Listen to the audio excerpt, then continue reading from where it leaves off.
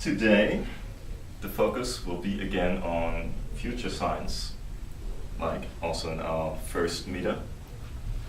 Therefore, we invited our guest speaker, Veit Vogel, who's over there. He will be on stage in a minute. And he is not only a futurist, how he calls himself, also a Foresight specialist. And that's why we invited him today. And today we also have a speciality in this room. We made it especially cozy to feel relaxed. And one more thing, we won't have any fancy presentation, prezi whatsoever, because we want you to train awareness and focus on what people only say. And so we hope that you enjoy it. Afterwards, that you're aware of the agenda, we will step into a very quick action mode to generate ideas together. So please, give a hand to Veit Vogel. Thank you. And I hope you like my voice because you won't see any pictures. And we close the eyes and can hear. So what? We close the eyes. You close the eyes, and then you hear my voice even more clearly than before. That's good. Well, thank you for being here. Today I want to talk to you about the lack of collective futures. And my name is Veit Vogel, as Taslo mentioned. I am a professional futurist. And what the hell does that even mean? I can tell you what it doesn't mean. It doesn't mean that I go out and predict the future. Future is not an event that's slowly moving towards us. Future is something that we create with the actions we do every day. And therefore we shape the future in the present. And this is exactly why long-term predictions, as we know them, are almost always wrong. Because the extrapolation of data can't calculate the actions we do in the present. And therefore, my job as a futurist is to help people to map, understand, and navigate more wisely the alternatives that they have in front of them. In other words, to deal with the futures that they are confronted with. And why do I do this? Partly because I think it's really interesting. And more deeply, I think because the well-being of many people are actually affected by the way we deal with futures every day. And I think that we can do a better job. And there's actually a lot of research going on how to do a better job in dealing with the futures. And before I dig deep into this topic and tell you how we can actually do a better job in dealing with the future, I want to tell you the brief history of what foresight and future sciences actually is. And one of the first scholars is a Dutch sociologist called Fred Polak. And Fred was Jewish and spent the Second World War hiding out in Nazi-occupied Netherlands. And after this horrifying events and experience, he came up with this amazing theory that we as humans are actually future-creating species. And after the years to come, he elaborated on his thesis and wrote a book called The Pictures and Images of the Future. And in this book, he argues that he compares through how societies throughout time have dealt with the pictures of the future. And one thing is really interesting when you read this book, that's the pattern he recognizes and finds is that the rise and fall of images of the future, positive images of the future, precedes the rise and fall of cultures. Once the image of the future decays, the culture will not long survive.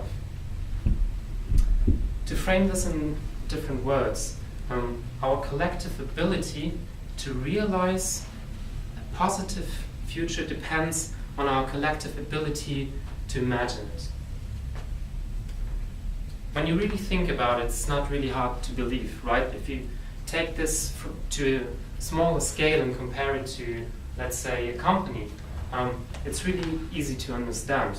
Once the stockholders lose trust and don't really see a positive future in a company, they sell the stocks and the company is going bankrupt. Or even on a personal level, once in a relationship you don't feel that your partner, you don't feel that you have a positive future with your partner, the relationship is definitely wrong. And to go back to Pollock's arguments, like that societies are doomed once they don't produce enough positive images, I somehow agree, but on the other hand I don't agree. Partly because your future might be negative to me, and vice versa. So it's really hard to talk about positive pictures of the future collectively speaking. But on the other hand, I think the produced positive images of a society can be interpreted as an indicator of where the society is actually heading towards. And there are several resources where you can check on what current pictures of the future from the society are. And first of all, there's scientific forecasts, and second of all, there is the pop culture and, for example, science fiction, so to say, storytelling towards the future. And last but not least, there's the political discussion going on every day in our lives. And if you check all of these three resources right now and take a look at the pictures that they paint about the future, it's really hard to find a lot of comfort in any of these. Science forecasts are pretty much really grim, and science fiction is usually dystopian, and the vision of politicians isn't really that clear all the time, and maybe driven on a different agenda. And so don't get me wrong, there's pictures of the future that are positive and encouraging, but I think the big issue is that we as individuals and as groups are struggling to actually produce these pictures, these positive pictures of the future. And I think this is partly due to the rise in complexity that we have today. And I think this is not just a problem for the science where I come from. I think it's a huge problem connected to the rise in complexity, the global issues we have today, and therefore it's connected to the society in general. So something is really wrong in the way we collectively imagine futures. And I think one reason is that futures are not irrelevant for people, and they really care about the future, but it's gotten too complex for them to actually think about the future in a rational way. And as I mentioned right now, rationality is, in the past decades, has been the driving force when you talk about futures. You always do it in a very rational manner. You try to be scientific, you try to reproduce data. And this is actually something that is really, really a big problem. Because if you think of humanity as maximizing rationality, this might seem okay. But if you look at recent psychological research, you find that humanity is actually driven by emotion. And therefore we have to think of future on a more holistic level, not only rational, but also emotional. And that's exactly what I'm doing as a professional.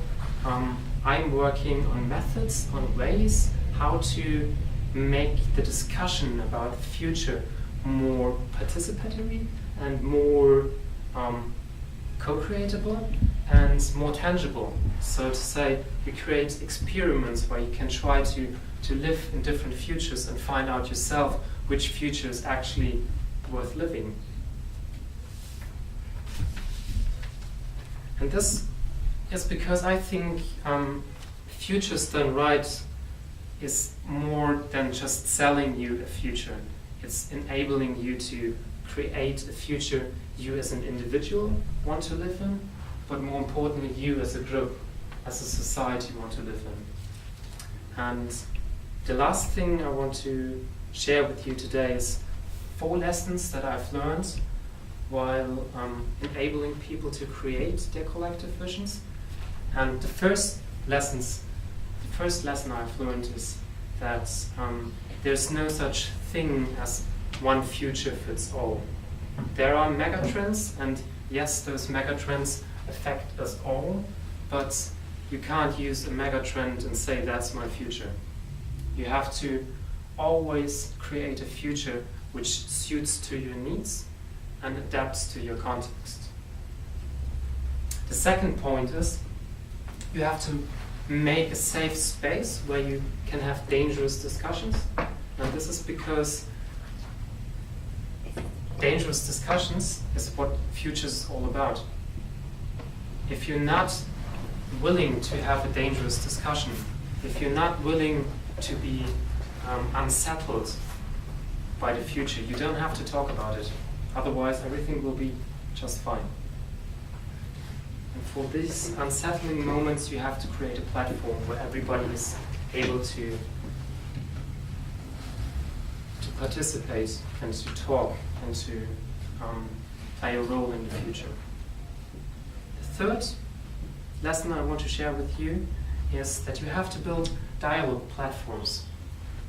And building dialogue platforms, you have 2 choices.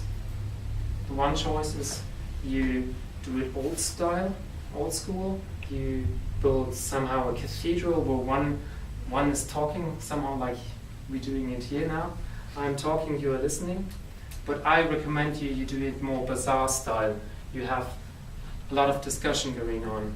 Somehow what we want to do in the next part of today's event, have a discussion, talk, make a point, try to define what's relevant for you. The last point and the last lesson I've learned while enabling people to create their collective vision is you have to keep doing it. Although it seems foolish to just look into the future once and then stop looking into the future, that's what's happening every day. You look into the future, say 2030, and you feel prepared, and then you stop worrying about the future. And that's not how it works. You have to be prepared to be flexible, to adapt to constant changes, and therefore you have to look into the future on a constant basis. So what all this boils down to is a practice of overlaying possible futures on everyday decisions. You have to reflect on what you are doing today and how this might affect the future, not only for yourselves, but for the society in general. And this is the end of my talk. Now you have the possibility to ask me questions. And in the second part, Tassilo and Mehdi will tell you how we get into the bazaar style mode and stop cathedral mode. And first of all, I want to thank you for your time and invite you to ask me questions. Yeah.